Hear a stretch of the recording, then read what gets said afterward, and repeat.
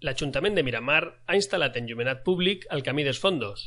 En concret, s'han col·locat un total de 12 nous fanals ja equipats amb lluminàries de LED. Aquesta il·luminació s'ha instal·lat en el tram del Camí dels Fondos situat entre l'Avinguda de la Mar i l'Avinguda Miramar de la Platja. D'aquesta manera, els nous fanals ja il·luminen el tram de 275 metres d'aquest camí rural que encara no disposava d'il·luminació pública.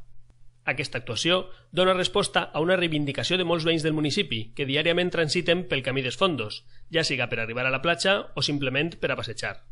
Així mateix, aquest camí rural també és molt utilitzat pels ciclistes del municipi i pels propietaris de mascotes, que passegen per ell amb els seus animals.